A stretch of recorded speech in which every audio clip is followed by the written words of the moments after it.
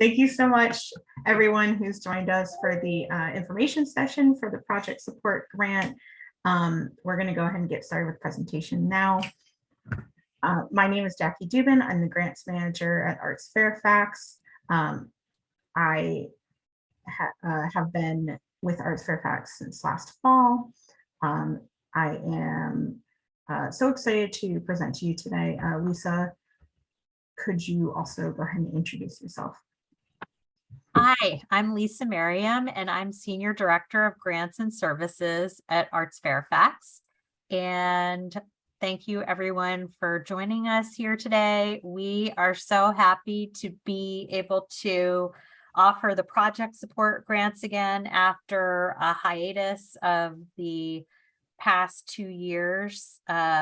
So we have made some changes, and I'm glad that you're able to be here today so that we can talk about updates to the application and the process.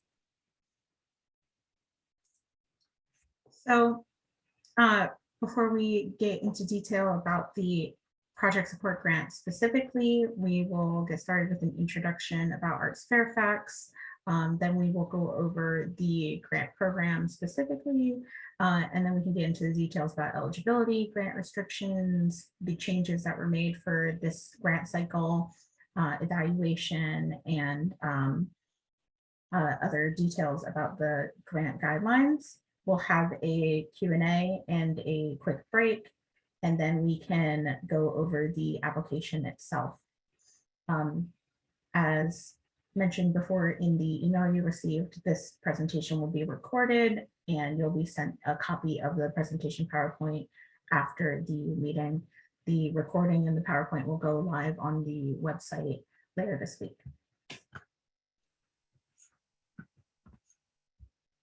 So I'm going to pass this to Lisa so she can introduce ArtsFairfax. Thank you. So ArtsFairfax is the designated local arts agency for Fairfax County.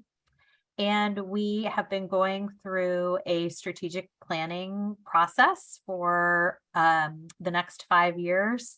And as part of that, we updated our mission, and it is now that we are dedicated to expanding support for and access to the arts and culture opportunities for all of Fairfax County.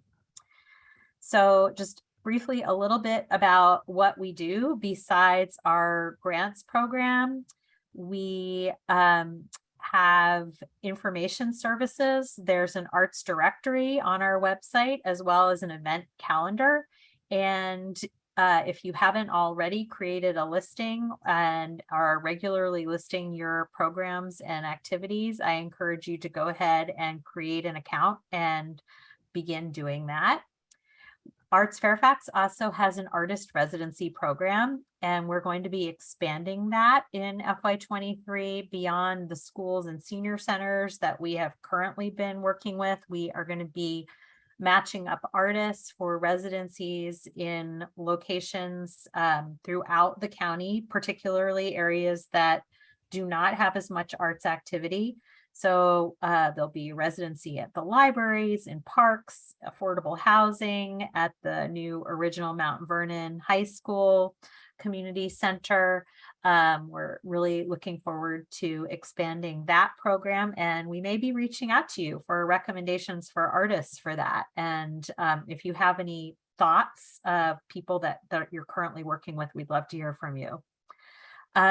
We will be searching for the next Fairfax Poet Laureate. The application is actually currently open until the end of July. And also, if you know of any Fairfax-based poets that you think would be interested in being our next laureate, please encourage them to apply. We did an information session on that application and process last week, and that is available on our website as well. And we're continuing to work on the county master arts plan. So we have basically completed the plan for the facilities. It's been a long time coming. It is going through final approvals in the county government. And we're also gearing up to start the process for the Master Arts Plan for public art. that will be starting in FY23 and hopefully finishing that up much faster than the facilities plan. So a little bit more about what we do. We also offer professional development for arts organizations and artists.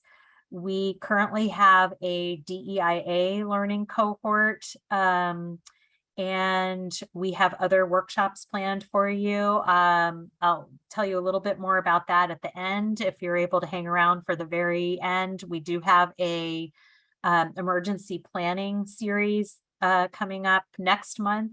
And this is a follow-up to the program that we did in the fall on creative resilience with performing arts readiness. So if you do not have an emergency plan, or if you need to update yours, highly recommend. We have two really excellent speakers that are going to be leading this 2-part workshop, and a lot of other great plans coming up for the fall as well. Also, the Arts Awards, we're already planning for the next Arts Awards, which will be in October. And ArtsFairfax is involved with both local, state, and federal advocacy efforts for the arts. Happy to report that the advocacy at the county level was very successful this year, and we will have an additional $250,000 to grant out to you. And thank you to everyone who helped with Advocacy Day this year. We will be rolling out the plans for the new funds in the fall. We'll be also doing some outreach in advance of that to figure out how we can best meet the charge that we've been given by the county for the distribution of those funds. But know that that is coming ahead, and you will be eligible to apply for both operating support, project support, as well as these new opportunities. Go to the next slide.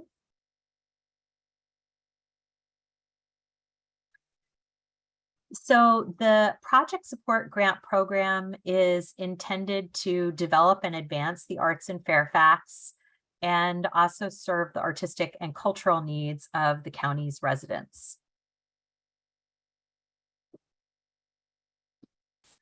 Specifically, the goals of the program are to provide support for both established and new organizations, to promote opportunities for both individual artists as well as arts organizations of all disciplines to create, present, and celebrate their artistic endeavors, to be a catalyst for increased private sector support for arts organizations through leveraged public funding, and to encourage wide participation in the arts through diverse cultural programming available to all of the residents of the county. So this is an overview of our grant application and review process. The application is already open on our submittable portal, and the deadline is coming up. I believe it's the second week of August. Jackie, do you have the exact date? Sorry, I don't remember. August 5th. Thank you. So after your application is submitted, your application will be reviewed by the staff for eligibility and completeness. If we can't verify anything related to the eligibility, or there are documents that are missing, we will reach out to you and give you an opportunity to complete your application. That is getting ready for the panel review. We have the dates scheduled for that as well, and they are posted up on our website. And jump in if you have those dates, because I don't. September 7th and 8th. Thank you. You'll be notified about the exact dates, when the exact day when your application will be reviewed. We're planning to do the same thing that we did for operating support, which is that the panels, the actual reviewers, will be in person in our office, And all of the applicants will be able to listen into the review remotely through a Zoom link. So we will provide that to you. That seemed to work well for the most of the panels from the last round, and pretty convenient for everyone. Then once the panel meets, we create a ranking of their average scores, and we present that to our grants committee, who then makes recommendations to our board of directors for approval of the grants. And we will be making the final notifications in October, I believe, is when that is all happening, and you will receive a letter either way about the results of your application. Before we move on to the next slide, I'm going to open a poll to our audience, and this is just to get an idea of who is in this particular audience and whether or not you've applied for an ArtsFairfax grant or a different type of grant with ArtsFairfax.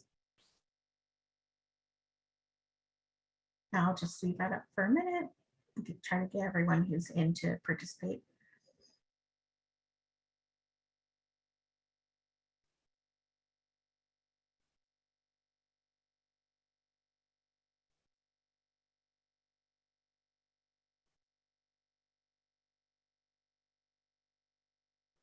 Okay, that's really helpful. That seems to be Great. most participants. I'm going to go ahead and close the poll and share the results.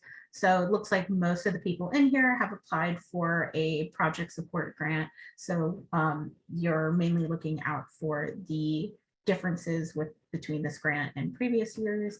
And it's nice to see that there are first-time applicants as well. And we had a number of first-time applicants with our operating support. So I also expected to see first-time applicants specifically to this grant type too. So thank you so much for participating in that poll.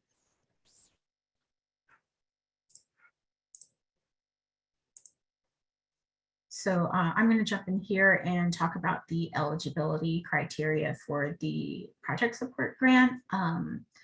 The standard ones are here. We're looking for organizations that have a core mission of creating, exhibiting, presenting, production, performance, or education in an arts discipline, and they must be a standalone nonprofit 501c3 organization. Your organization also must have regular activity in a minimum of 4 different months of the year or 120 days. We are also looking for a new eligibility document, which we can go into more detail in a minute, that has a record of your physical address. So we need to know that you're physically located in Fairfax County, City of Fairfax, or City of Falls Church. That new form is the Virginia Form 102 remittance for charitable organizations. This is a form that you should be submitting to the state anyway. And you just need to provide a copy of it filled out. Then there are the 4 criteria, that sub-criteria for activity within Fairfax County city or the cities. You must meet 2 of the 4, and that's presenting at least 51% of your activities within Fairfax County or the cities, meeting and rehearsing, operating within the Fairfax County or cities, having more than half of your board members work or reside in Fairfax County, and verifying that more than half of your your attendees are from Fairfax County or the cities who attend your events. So you must satisfy at least 2 of the 4. We're also asking that you are in compliance with all local, state, and federal laws. That's also where that Form 102 comes in. That is something that you need to be in compliance. If you are not a 501c3 nonprofit organization, you can apply with a fiscal sponsor. Just reach out to us directly and we will walk you through the process. if you must also provide financial reports, so an audit or treasurer's report, and audits are required for organizations with expenses over 750,000. That is a change from FY22, where it was previously 600,000, I believe, and we raised it for operating support. You also must get your final reports in for all previous grants, and we are really emphasizing, please upload your events to the Arts Fairfax calendar. Let us promote you. And this is going to be a big eligibility criteria moving forward. This is a screenshot of what the Virginia form looks like. Again, this is something that you should be submitting annually, right, Lisa? I think that's correct. And Yes. this will also should have an address on it, an accurate address for your physical location to determine whether you're in Fairfax County, City of Falls Church, or City of Fairfax. So on the state tax department website, it's possible to check by the organization name if they've been in compliance with this and it's been submitted. And we've already verified that the majority of the organizations that have previously applied to Arts Fairfax for grants have already been submitting this form. So it shouldn't be a heavy lift for you to provide this to us. Thank you so much for preparing this for us in the future so that we can have a record of your physical address, and it does come into play for certain eligibility criteria. Organizations who are not eligible are organizations that receive line item funding from the state or departments of George Mason University, or nonprofit organizations that support county agencies. As mentioned before, if you plan to apply with a fiscal sponsor because your organization is not a 501c3, just contact us privately and we will walk through the specific criteria that you need to follow and work out which forms will be submitted by your fiscal sponsor versus your main applicant organization. Grants cannot be used to, or sorry, excuse me. These are the grant restrictions that you need to follow. All of these are written out in detail in the project support guidelines.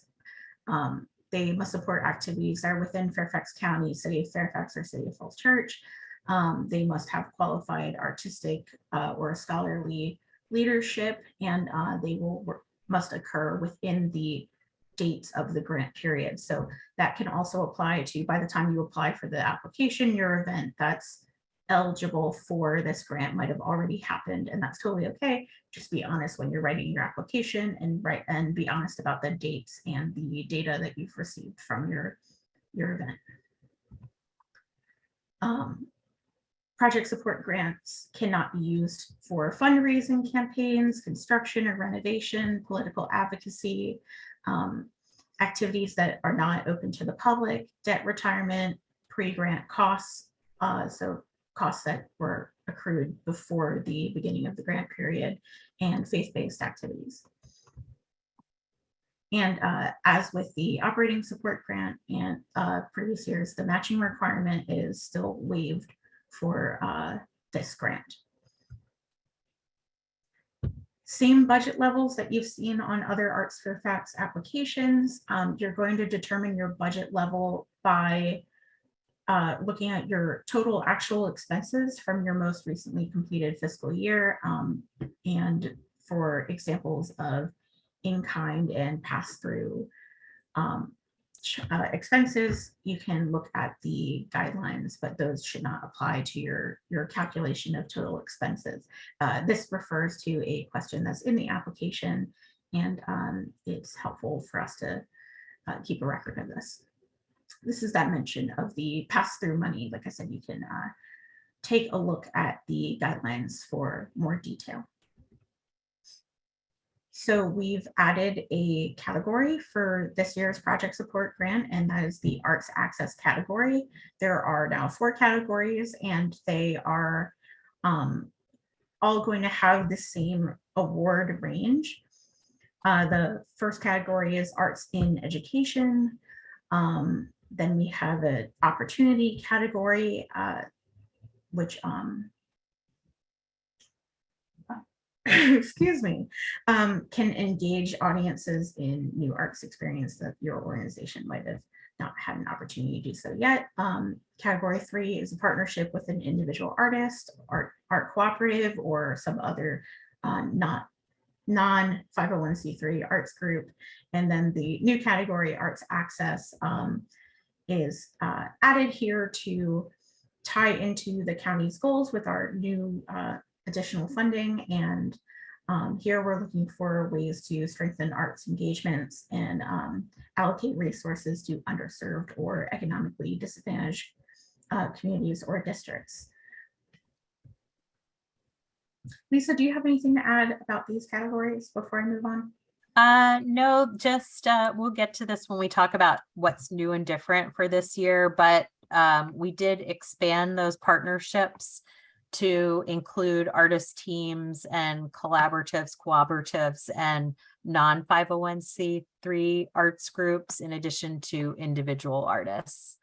And I also wanted to acknowledge the question: are organizations that have applied for an operating support grant and hoping to receive and accept a grant from ArtsFairfax still eligible to apply and receive a program support grant for an initiative outside the scope of the general operating grant? And the answer is yes, absolutely. You are eligible to apply in both categories for both grant programs, operating and project support. And that's exactly what the project support is there for, to capture something that would not be included in your regular operations.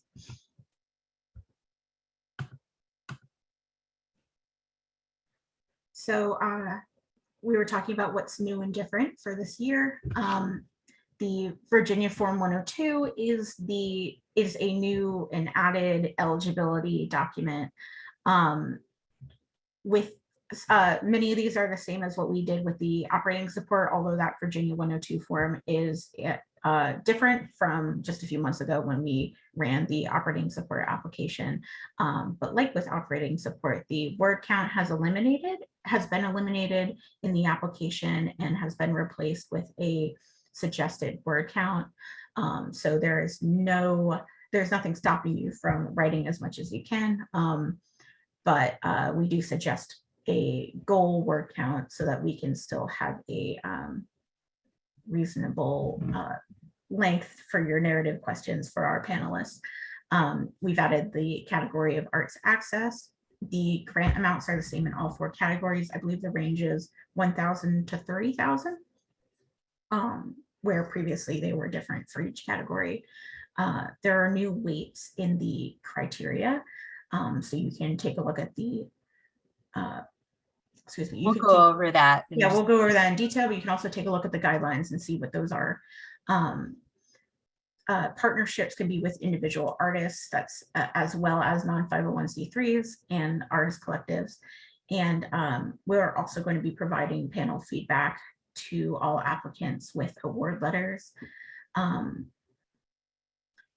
A blank application and drafts of the tables will be available to download on the website. Those will go up later today. And with same as earlier this year, the audit requirement has been increased for the budget. The expenses expected for an audit has been increased to $750 from what it previously was. So Lisa already talked a bit about this, but the review process starts with ArtsFairfax confirming the eligibility and the completeness for all applications that we receive before the deadline. If we determine that the application is ineligible, we will reject it without it going to the panel, but we will reach out to you to verify that the information you submitted was correct. The panel is made up of arts professionals that will have a particular knowledge or expertise in the they will match up with the organizations that have applied. So with Operating Support Grant, we actually had all of our arts categories represented both by the panel and by all of our applicants. And we will do our best to structure the panel in a way that suits the applications being reviewed on those particular days. If you have anyone to nominate for the panel, just reach out and let us know. The panel meeting could be held online in an emergency, but as Lisa mentioned before, we will most likely hold it in a hybrid setup where panelists will review in person at the ArtsFairfax office and applicants can listen in via Zoom. ArtsFairfax Board of Directors makes the final funding decision, and that is based on the evaluation of the panel. The panelist scores will inform the funding, and then that is finalized by the Board of Directors. But we make recommendations based on the scores put out by the panelists. You can, I'm sorry today. It's very hot in the room I'm in, and I think that's what is taking a toll on me. You want me to do this? No, I'm okay. I'm totally okay. Sorry, I'm gonna reset myself. ArtsFairfax will not participate in the panels in any way. Our role is simply to recruit and assign panelists to your applications, but we have no impact on the scoring. We are just administering the panels and checking your applications for eligibility and completeness. After the panel meetings, each applicant will have an average panel score, and we create a ranking by Z-score, which enables us to combine multiple panels. And we take that Z-score and use it to determine a ideal award amount, and then that is a percentage of that award amount is then approved by the grants committee and finalized by the ArtsFairfax board. We also run these calculations by an accountant for accuracy. Okay, so now we have an overview of the evaluation criteria, which have changed a bit this year. So just a little bit more information about the panels. We will try to have at least 5 reviewers for each of the 2 panels, and that'll probably be necessary in order to cover all the disciplines that might be represented as well. And we try to assign each application to a panelist that does have expertise in your arts discipline. And then there may be a second lead reader who may be less familiar with your particular discipline. So it's very important that your application be able to stand on its own. And then all the reviewers actually score each application. So the criteria for the review are the previous core criteria. We're referring to them now as, and those include the quality of programs, the feasibility of the project, and the quality of the programs will count for 25%, the feasibility of the project 20%, community engagement 20%. Let's go ahead to the next slide.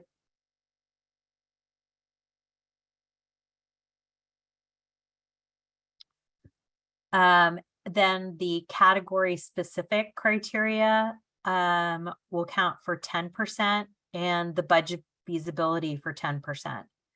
And then we have these new priority criteria, which are in alignment with, you can go to the next slide, with the important priorities that we're all working on and that the county has also designated for these funds. And those include diversity, which will be an additional 5%, creative placemaking, which will also count for another 5%. And we want to remind you that when you're thinking about diversity, this includes age, race, sex, sexual orientation, gender identity, religion, national origin, marital status, disabilities, socioeconomic, also the geographic location of the participants of the organization, and you might even have other characteristics that you're using in your definition of diversity. So making sure that you're talking about all those different aspects in your application will be key. There's also an 8th criteria point. Looks like it accidentally got bumped over with the other subcategories, but innovation, which is non-traditional or inventive approaches to art forms and engaging arts audiences in those arts in unique ways. So that will be fixed before the presentation goes out by email. Thanks, Jackie. So those should all add up to 100%. They do. And that's also, I believe, another 5% priority category. So we have a lot of resources that are available for you to help you in completing your application. The grant guidelines have already been posted on our website. We also have updated the online application instructions.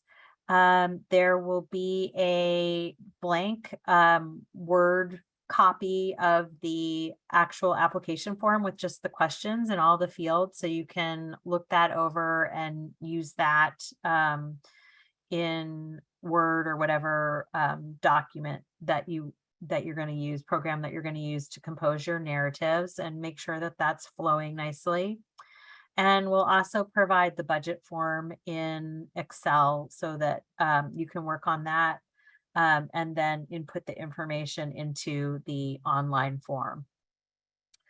There's a model application that's available on the project support webpage on the ArtsFairfax's site. Also, our grant communications kit and branding guide is there for recipients of the grant. We will be posting a copy of this slide deck as well as the recording.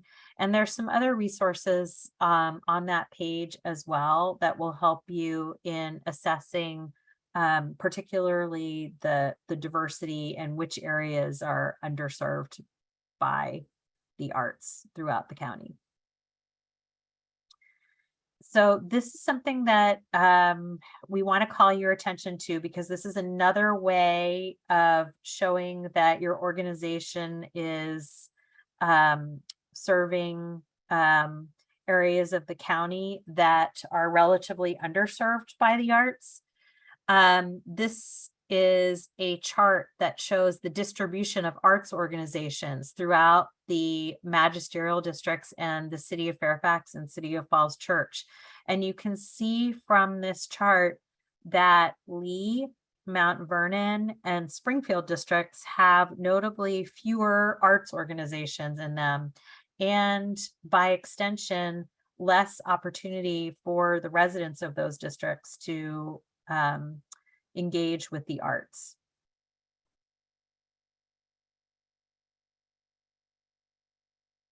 And here's an overview. This is also available on our website of more resources that we wanted to share with you that we thought would be helpful in completing the application. Some links to the census where you can put in the zip code, whether it's your organization or where the project activities are going to be taking place, to see the demographics. Some Fairfax County demographic resources, the county's strategic plan. Our strategic plan is also available now, and we need to add that onto here. The Americans for the Arts Aesthetic Perspectives report, which we have been using to update some of our grant criteria. We have a link to the Opportunity Index, list of Title I schools, and also some of the disability resources that are available to you in the region, many of them for free. Okay, sorry, just finishing up with a link to the One Fairfax resources that will also be helpful in assessing arts equity and diversity. Um, and another graphic that I really like that the county has created that covers immigrants in our community, and another resource on equity-centered community design, which I think really helps you to think holistically about arts equity. Okay. Shall I keep rolling, or do you want? I can go ahead and take over. I do want to just answer a quick question before we will get to a designated Q&A portion in a second, but I think this one is important since it relates to something much earlier in the presentation. So when you're reporting your most recent fiscal year budget, the expenses, as we talked about, your budget level is determined by your most recently completed fiscal year. We understand that that will be lower due to COVID, but there is no matching requirement, and this grant doesn't have a minimum budget requirement either. So you are just asking for the expenses that will cover your project. Your budget level will not determine the dollar amount of the grant. That's not a factor for this project support The application. reason that we're asking for this information is twofold. It helps the panelists to understand the scale of the project compared to your overall organization's budget. And also, we are needing to report to the county about the number and the size of the organizations that are getting funded with these grants. So it's an easier way for us to report on that information to the funder than having to go through all of your individual 990s or budgets to pull that out. So thank you. Go ahead and submit more questions as they come to you, and we'll get to a Q&A portion in just a couple of minutes. We'll continue here with panel insights. So our strong applications, the applications that score well, have programs that meet the unique needs and interests of the community, and the applicant shows that they really understand who is in their community by offering demographics and showing how their programs suit the demographics of their community, demonstrating that they do outreach, and these applicants will also share details on their strategic priorities, how they're going to be executed using the project that they're applying with. The budget also includes diverse revenue streams, and that's balanced with a variety of other earned and unearned sources, as well as a board getting policy. And the applicant would also use the budget narrative question to really illuminate the connections between budget and the organization's goals, as well as explain any variations or highlight important notes in the financial table that you will also fill out as part of the application. The panel also wants to see how well your proposal showcases the quality of your program. So they really want to see that there is awareness of your community and that you're providing detail to that.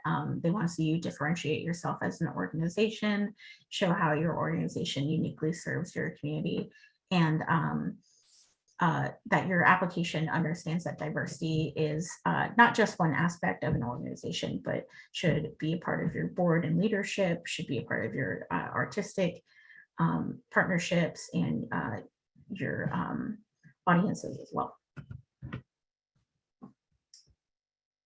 So the terms and conditions of the grant, you will check off that you agree to these when you are submitting your application. You can read these in detail, but that this has to do with the duration of the grant, your eligibility, the award amount, when you have to submit an addendum or final report. Here, we're also asking that you acknowledge us in your programs, and you can reach out for an ad directly from myself. You can get a customized ad made for any kind of printed or digital programs that you're going to be including. You just let us know what size you need, and we will provide that. That is a requirement for any event that's funded by an ArtsFairfax grant. You also need to list your events and programs on our ArtsFairfax website, And please get them in as soon as possible. It makes it really difficult to get the listings up when they come in at the last minute. So our communication staff of basically 2 people is asking that, ideally you would get them in a month ahead or maybe even more. That will be much appreciated. And then we can help you to promote all of your programs.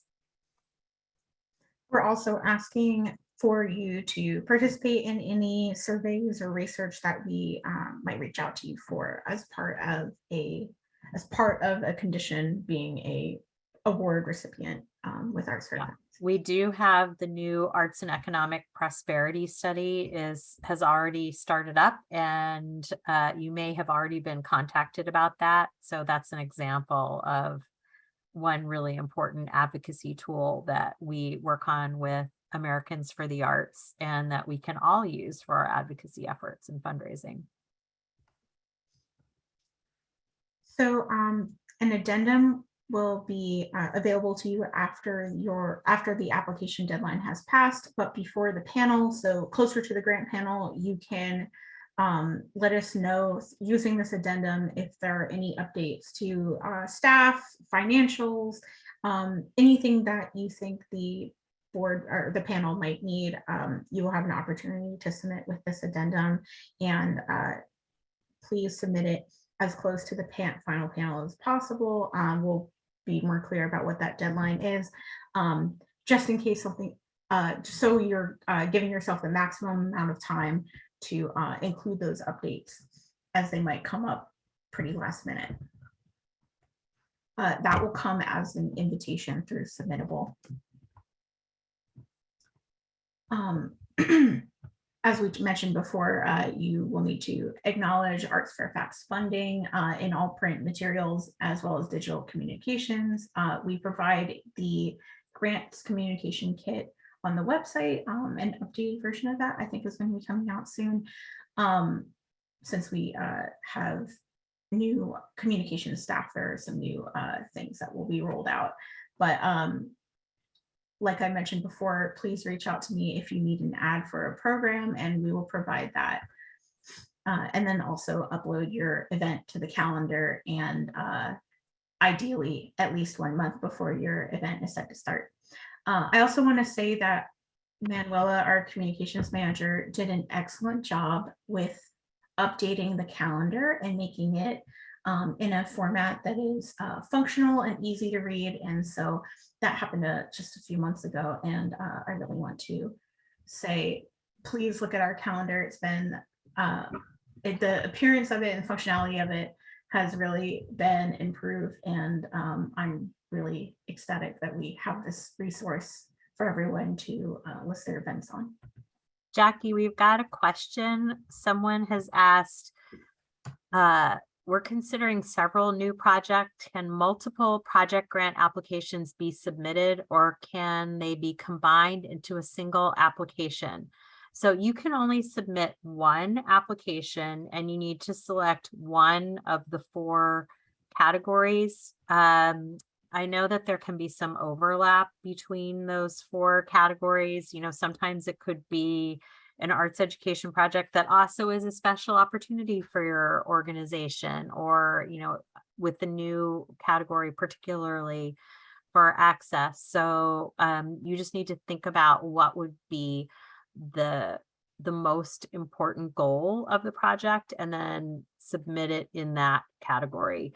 There's no predetermined allocation of funding across the categories. So it just really helps us to, when we're setting up the panel review, to group like with like. So don't need to worry too much about that if that's the case for you.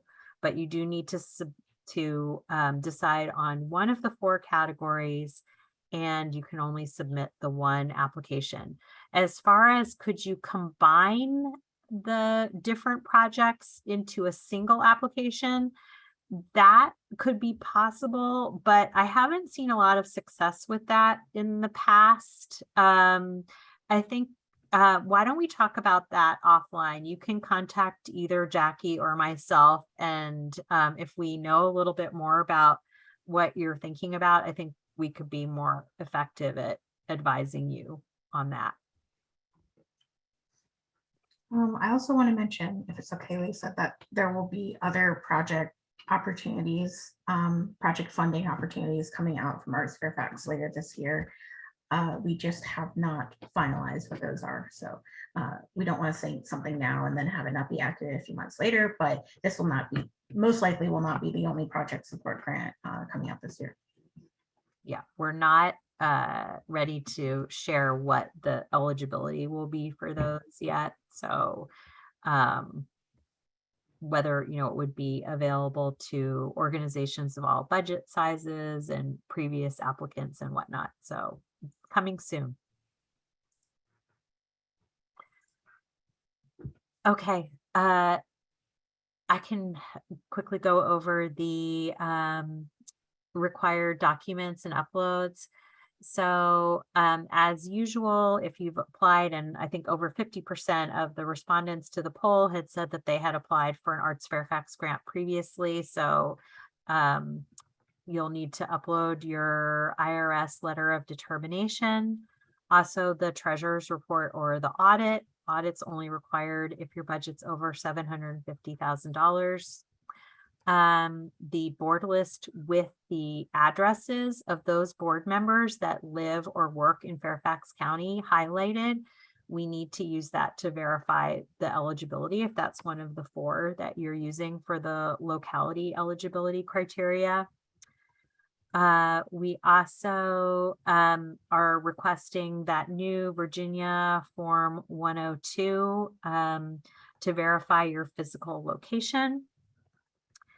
Then you'll also submit a list of the key project staff, board members, and consultants with bios, not resumes, please, just a shorter bio would be appreciated. And then you can use the cover sheet to explain a little bit about all of the work samples and supplemental materials that you submit. And if you need to include any links to video, you can put the links on that cover sheet as well as the description of the video that you're submitting. So, and we're also asking for 3 work samples and 3 supplemental materials. The I want to make a video note about when you're listing links as opposed to uploading directly to the application. If you're listing a link in the cover sheet for a video or whatever it might be, please make sure that a panelist can access that video without needing to make an account or request permission to see it. So even if it's just an unlisted or private video, like on YouTube or Vimeo, something like that, make sure that that link can be opened up by a stranger, because if they can't open it up while they're reviewing their application, they'll never be able to see it. And it won't be counted as part of their review. And also, if you are uploading a link to a longer video, you can include the times that you would like the reviewers to focus on, as well as there can be multiple videos, just the total time. Please keep it to 5 minutes or less.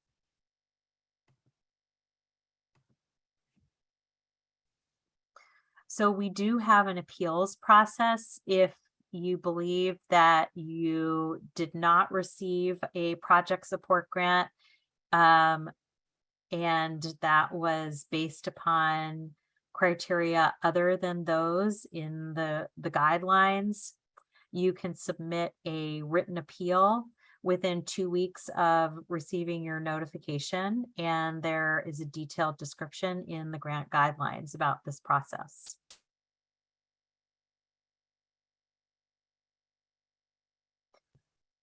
Just some general grant writing tips. We said a little bit earlier about how there'll be panelists reviewing your grant from a variety of different arts disciplines, as well as even some arts administrators and fundraising professionals. So make sure that you're not using abbreviations or jargon that they wouldn't understand. Write clearly and concisely. Let's see. Know that also the reviewers come from all over our region, so they may not be familiar with your organization or your programs. So you want to make sure that even somebody who does not know about you will understand why your project is important for your organization at this time. Grammar and spelling doesn't count. It's not one of the criteria, but we always recommend double checking that, as well as if you're referring to any of the financials, checking to make sure that you're consistent there.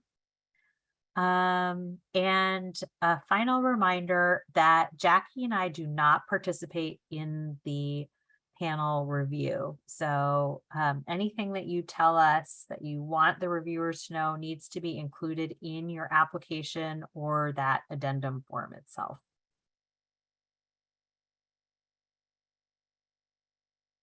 Sorry about that. No problem.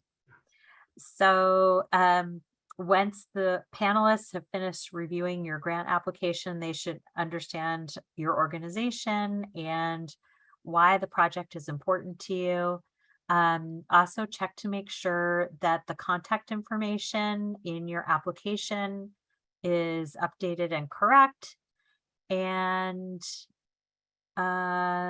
remember, we have a lot of resources available for you, and including us. That's what we're here for. So if you have any questions as you start working on your application, please feel free to reach out to either Jackie or myself.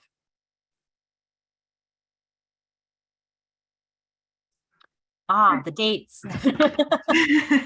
So the application deadline is August 5th. The panel meetings will be held on September 7th and the 8th. The announcement of the grants will be made in October, along with 70% payment for the project support grants.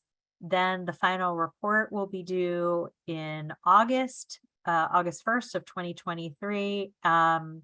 And then the final payments will be made, the final 30% in September, early September of 2023.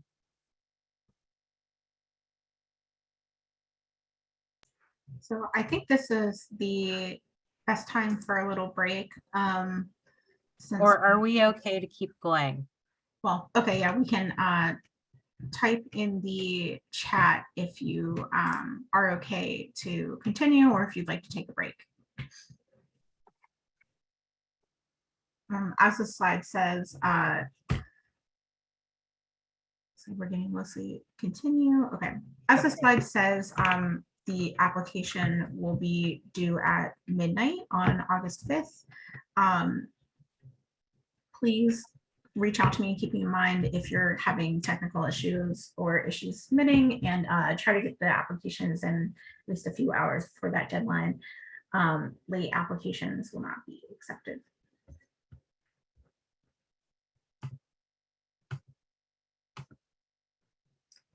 And so that brought us to our Q&A portion.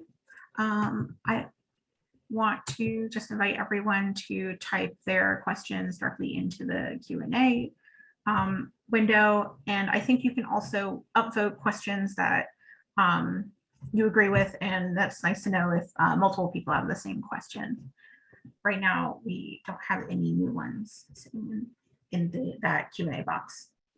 So I'll give it a couple minutes, go ahead and submit. And if you do need to run off for a second and take a quick break, this would be a great time to do it. And we'll start bringing up the submittable portal. I have it up. Oh, okay, great.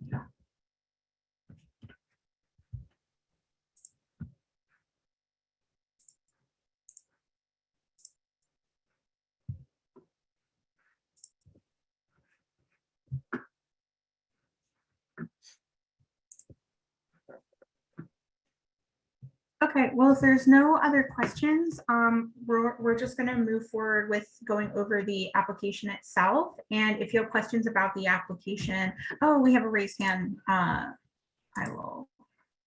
Hannah, I'll go ahead and invite you to unmute.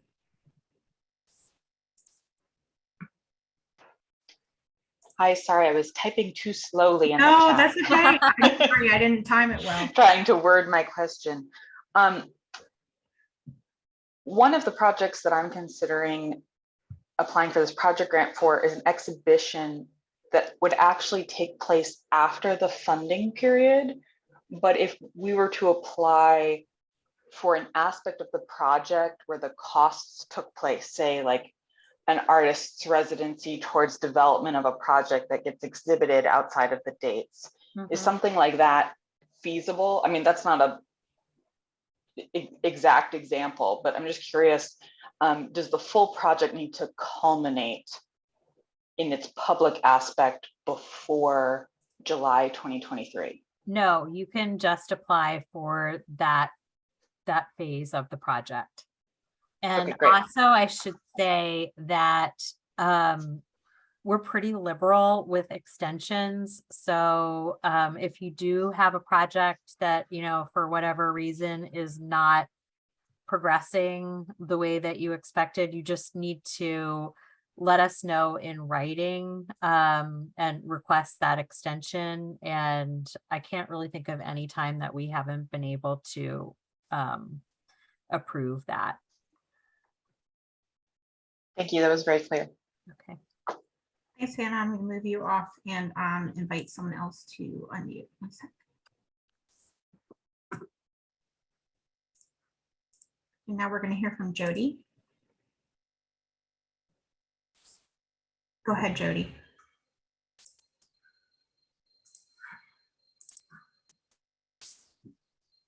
Jody, you're muted. No, I didn't mean to raise my hand, sorry. Oh, that's okay. No worries. Yeah, I don't know what You I have did. a question? No, I don't. I actually missed the beginning, so I'm going to go back and look at the recording and hope, you know, that it answers my questions. Okay, no worries. I'm going to remove your permission to talk. Thanks for letting us know. And we do have one question in the Q&A box. Kate says, we are planning to apply in the arts and education category. However, we are not a school or after school program, and our goals are not tied to standards of learning. However, it's primarily focused on education. How do we handle this in our application?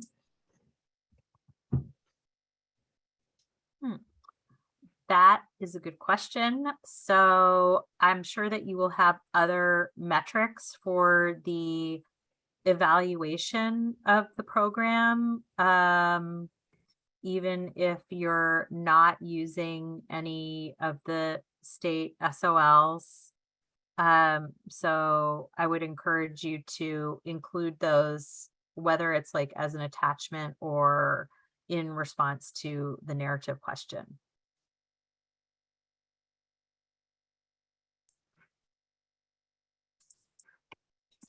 And I believe that's all the questions we have. Go ahead and raise your hand or type in the chat box if you have anything else that comes up while we go through the application. I'm sure there will be questions about the application itself. So we're going to move on for the sake of time. Can everyone see my screen? My screen being shared here of the ArtsFairfax submittable homepage. I hope so. So when you come to artsfairfax.submittable.com/submit, this is the page that is linked on the grants page, the application button. This takes you to this first page with a list of basic instructions and things to keep in mind while you're filling out your application. The project support application is listed here. If you know any poets, please point them towards our poet laureate application that's running at the same time. Oh gosh, we are already going. All right, so when you first click through to the project support application, you're going to be greeted by a link to the guidelines and the eligibility quiz. I'm going to go ahead and fill out the eligibility quiz. This is already criteria that we mentioned earlier in the application, so give me 1 second.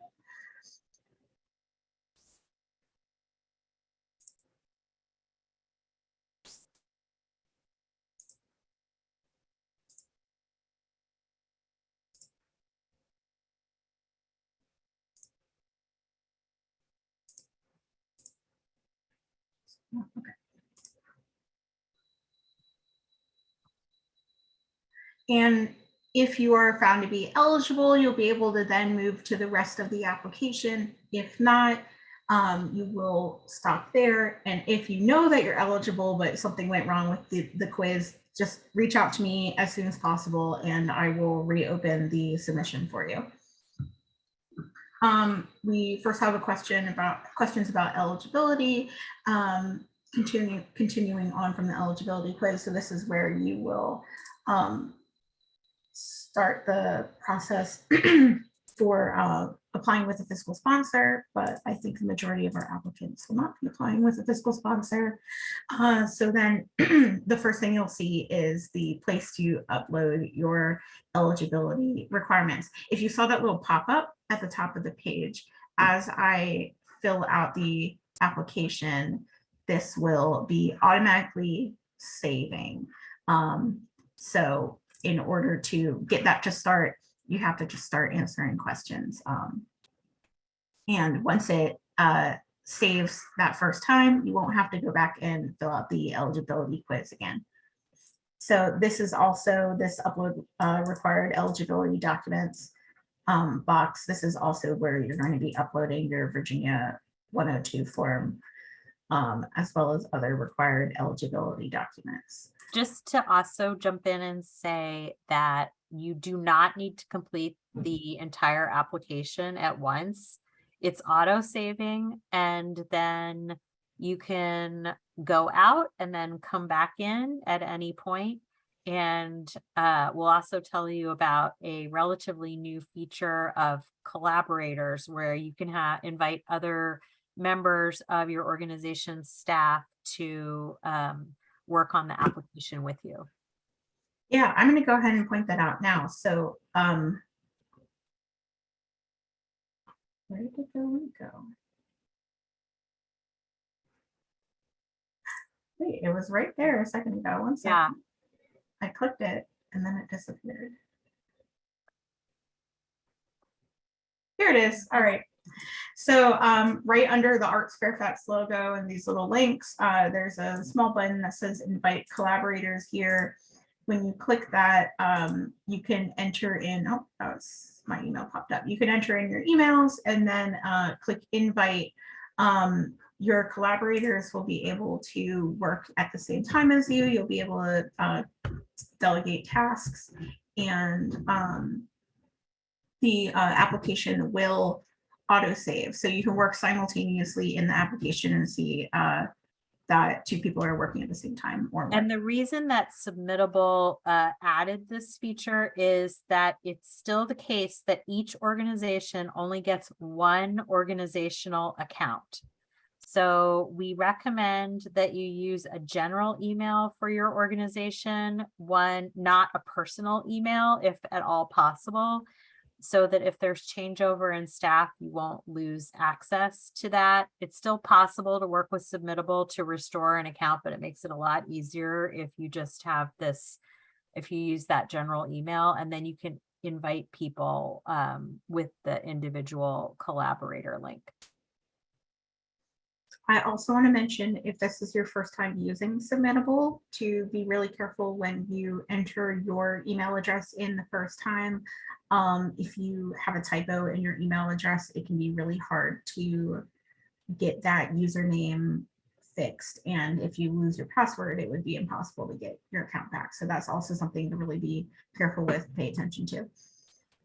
Jackie, will you scroll up the page Yes. one more second? I just want to point one more thing out a little bit higher.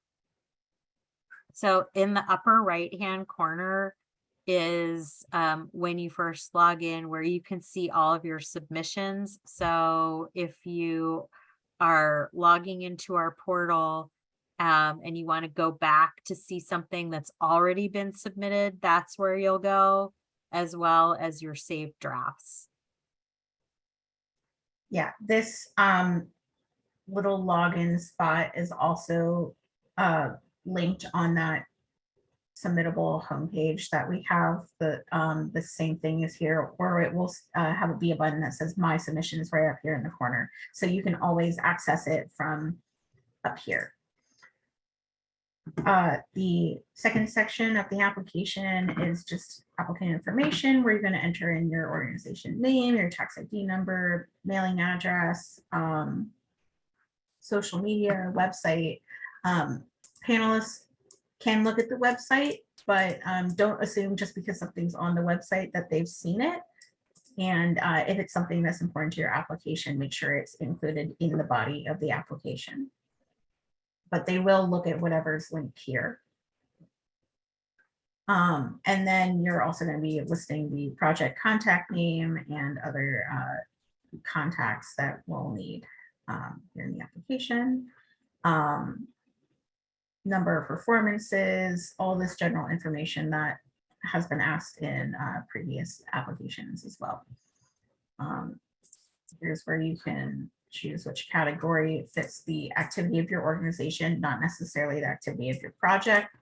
And you have the opportunity to submit a second category. This will be helpful for us when we're building our panel to make sure that someone on the panel who's looking at your application can relate to your application and be the lead reviewer on with commonality between you and their experiences. And then here's that budget level question, and we're coming to the third category, or the third section, organizational profile, where we're asking you for your history, mission, and goals, and also your specific audiences. Then that's a question that is just for organizations that are applying from the City of Fairfax and the City of Falls Church to talk about your service to the broader county. here I'll also point out the suggested word count. So the suggested word count for this question is a long answer question is 100 to 200 words.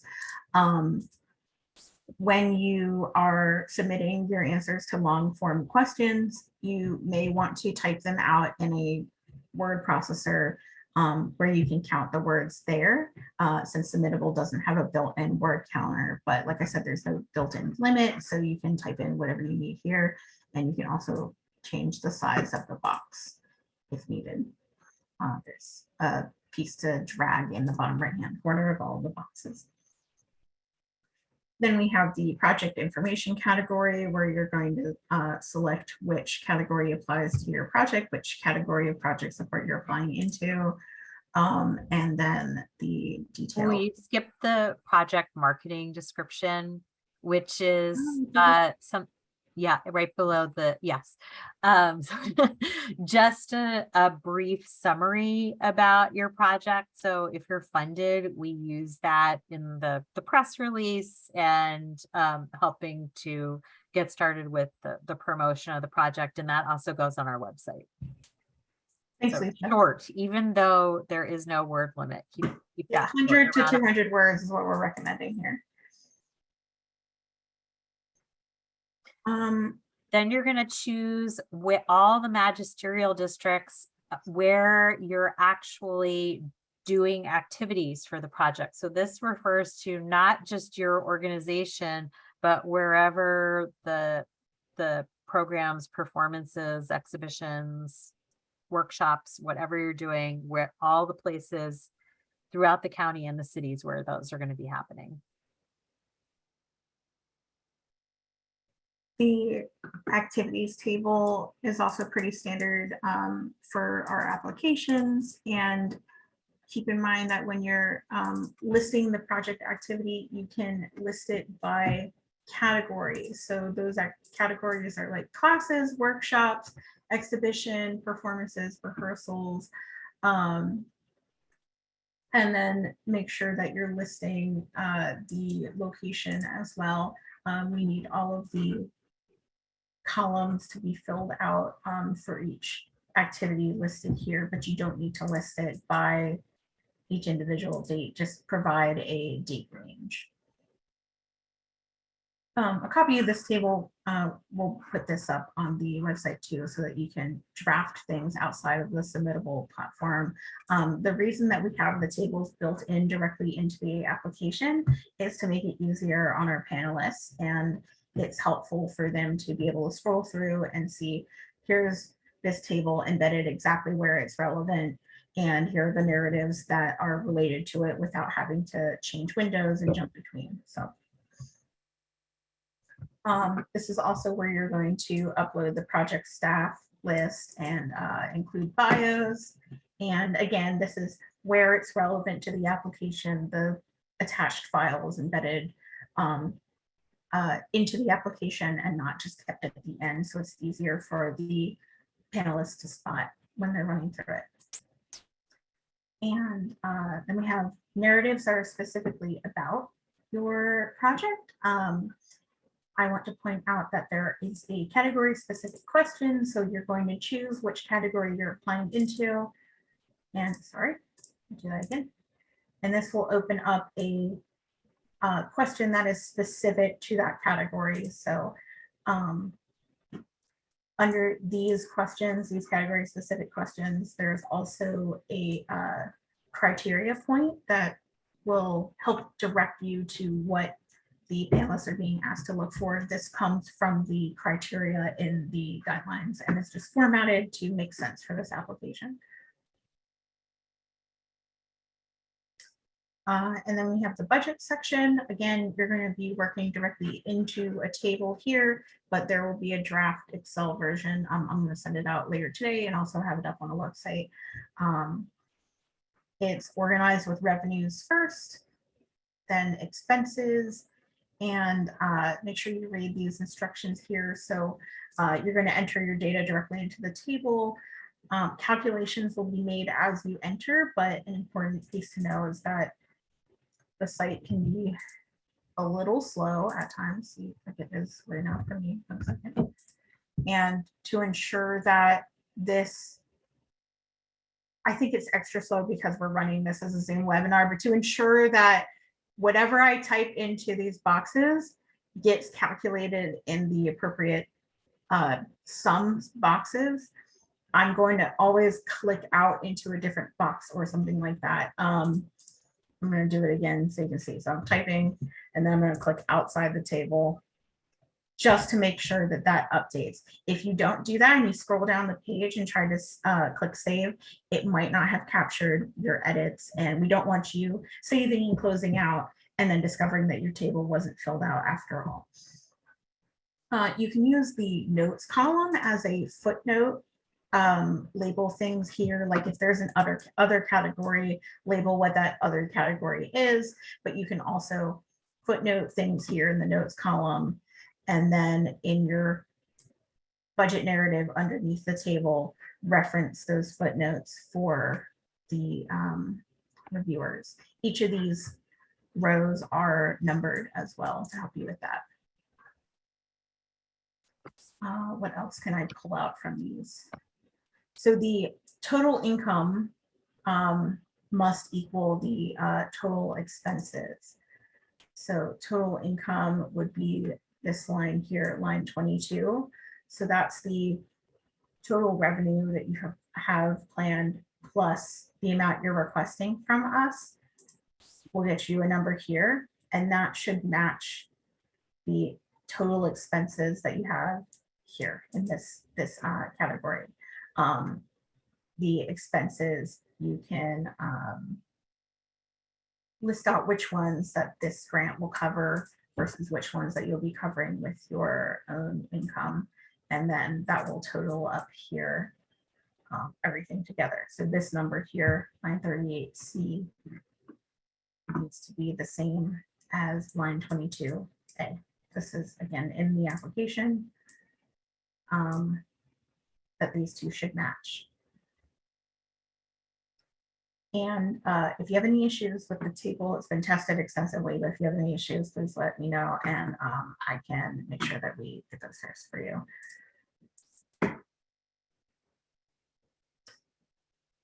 This question, Lisa, do you want to talk about this, the project being feasible at less than funding?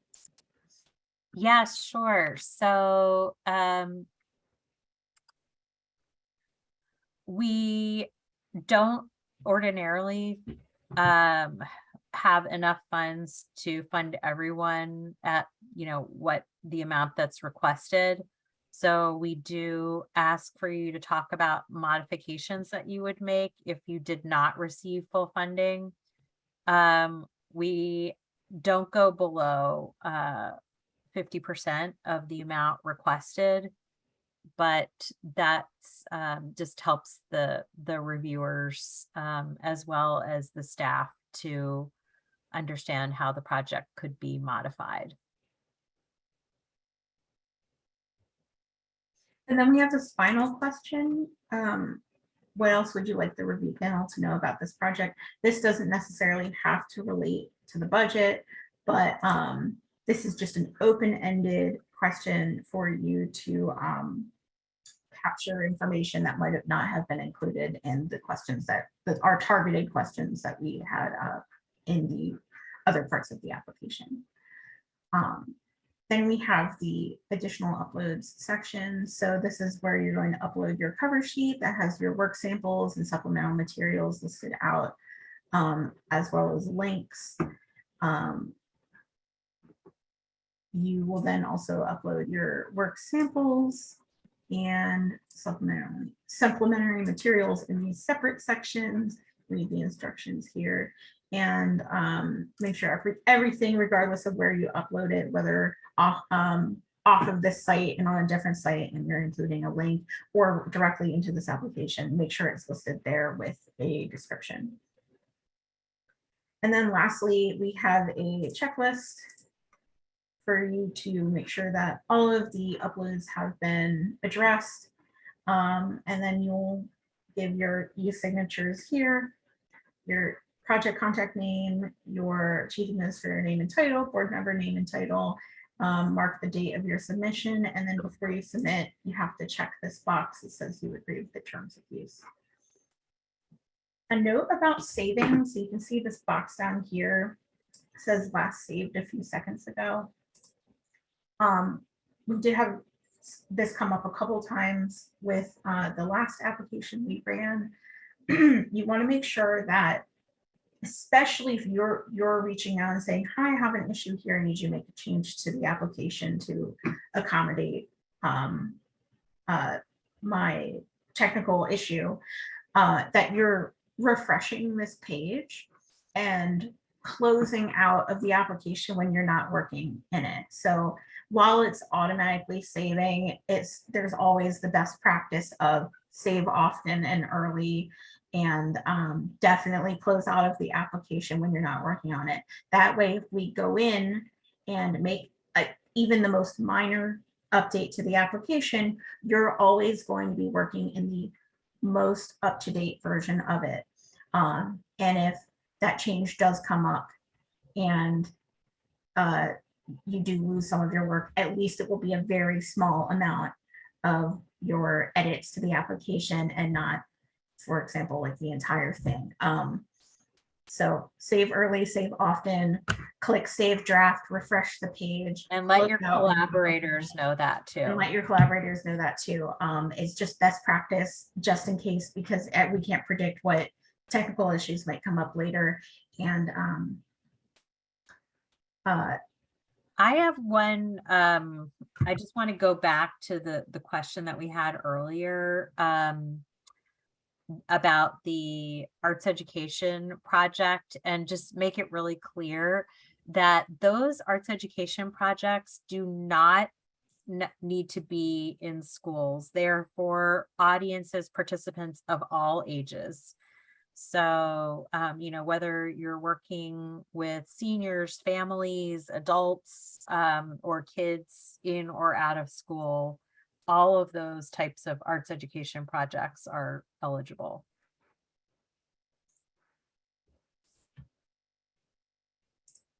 So we have a couple questions, a couple additional questions now. I'm going to start running through that because I think we've captured everything that needed to be said about the application. So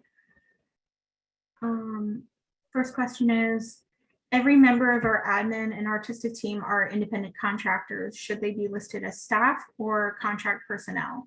We also hire soloists and musicians under the contractor category. So that's for the financials table too.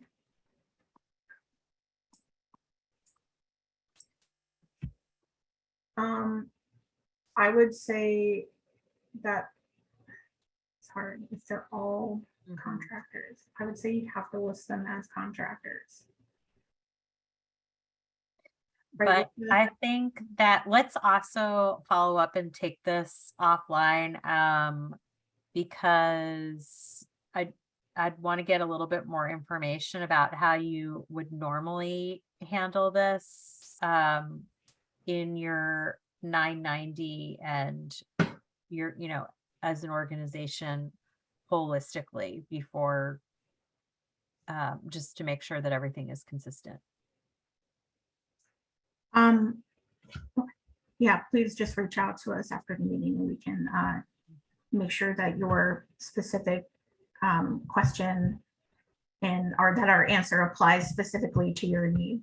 And then John kindly let us know that that you are able to copy information from Excel in the Excel draft and paste it directly into the table with accurate results. That's awesome to know. Thank you so much, John. I have a couple that came up in chat too. I'm just going to review those real quick.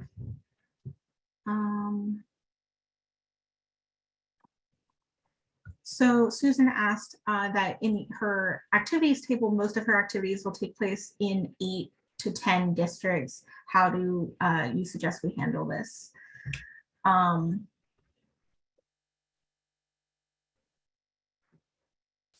You're right, because that is a small box. Now, Oh, I see what you're saying. yeah, so if Even though it looks small, though, it can be expanded. So some of it may, as you're typing, it may look like it's getting cut off.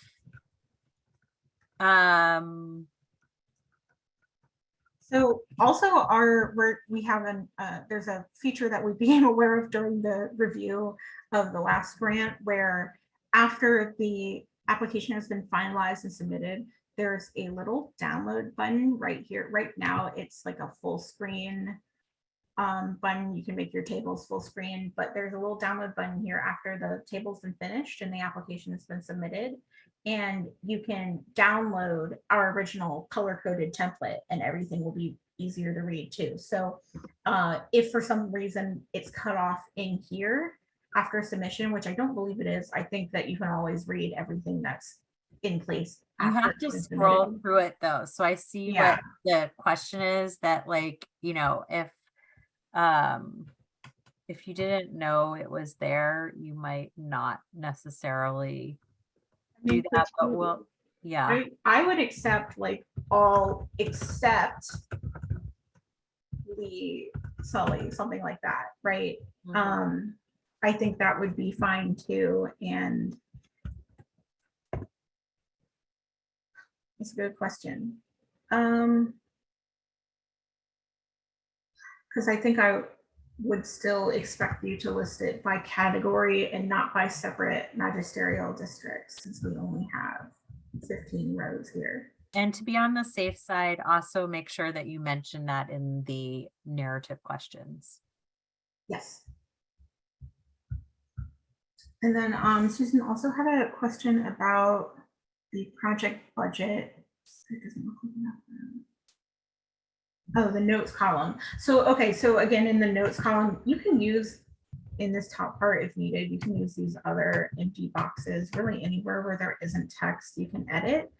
But I would advise using the notes column to just footnote things that you're going to add to your narrative. So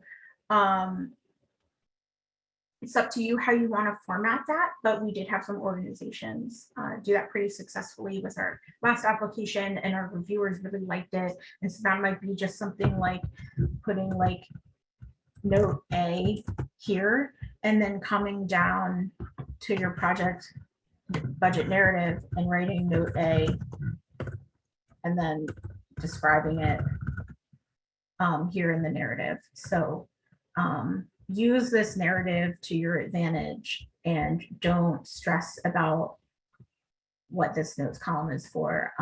The best use of this notes column is to use footnotes or to just like label you know, what these other categories might be. I don't know what that one could be, but you know what I mean.